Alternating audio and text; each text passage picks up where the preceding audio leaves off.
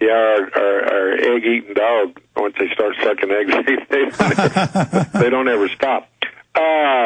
No, it probably won't go far enough, but I been in Austin long enough to know I got to fight, live to fight another day. I got to make some improvements in it, some audits, some reports. It allows the Attorney General to go after them civilly. If they wrongfully spend the money, make them pay it back with penalties.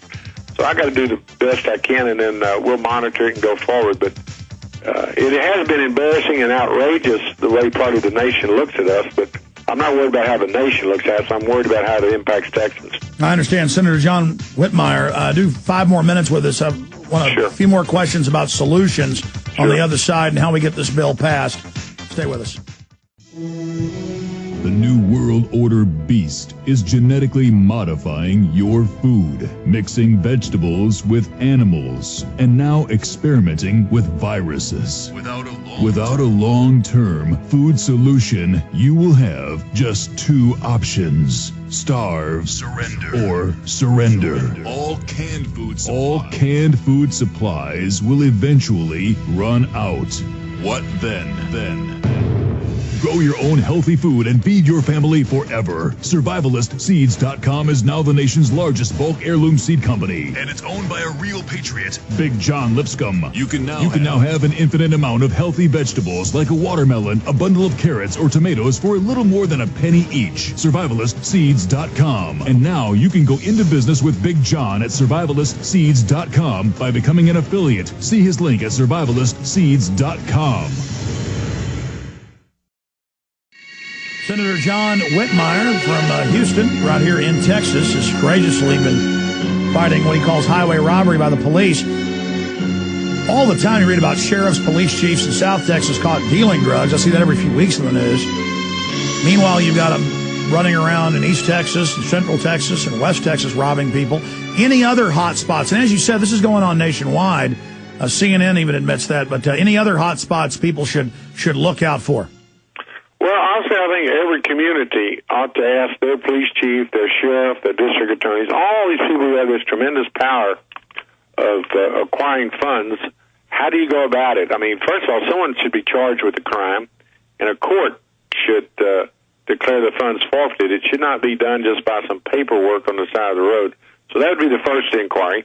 Then if the funds are acquired properly, everybody ought to ask, are they going back into fighting crime and not for golf tournaments and whiskey and political purposes? There ought to be, more troops on the ground. They ought to have better equipment. How do you take criminal funds, forfeited funds from the outlaws, and then use it against them?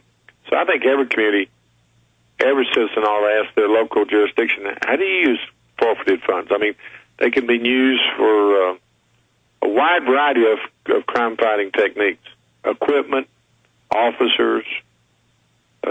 I'll be honest with you, drug courts could be funded. That's where you try to help folks who've got drug habits get off this stuff. There's a lot of things other than entertainment and fancy cars for some public officials. I was talking to during the break. You're saying it's a good idea to call Governor Perry's office? Wouldn't hurt. I'm going to inquire. He'll put it in a special. I'm not optimistic because there's a bunch of other things people want in there, but certainly wouldn't hurt to ask the governor to get control of forfeited funds. In fact, they currently report those funds to his office. He could probably, through executive order, do a better job of declaring how they could better enforce the use.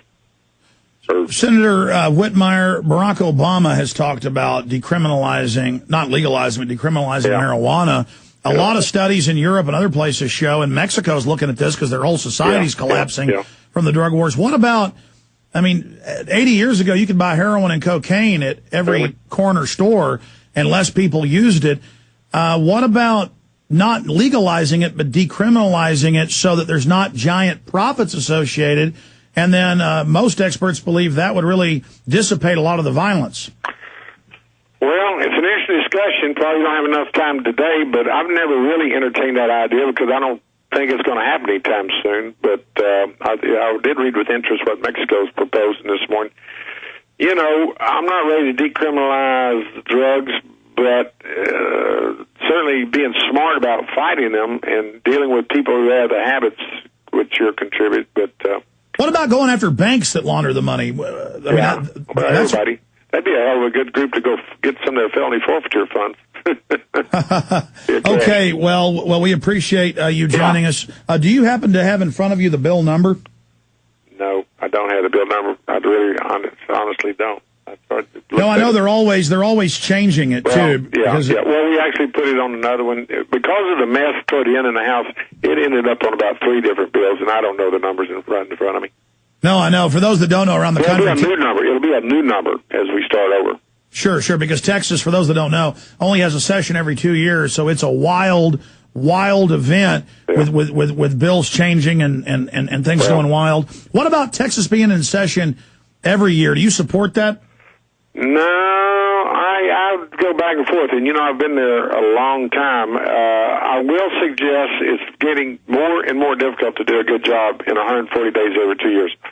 Am I there to propose being there every year? Not on all topics, maybe the budget for sure. But I will suggest what we've got now is pretty broken. I mean, our state is our government and our system hasn't kept up with the growth of the state. On the other hand, you can draw a comparison with Washington, who meets full time, and they don't do much better. So, well, I've always been against them. Too much government is something that I would be concerned about. Sure. No, I was about to say I've always been against meeting every year because it allows the bureaucracy to stir up trouble. But I'm seeing in Texas the opposite. All the bad stuff gets passed, all this chicanery, like what Kirk Watson does, sliding stuff in at the last. It almost seems worse, but I don't know.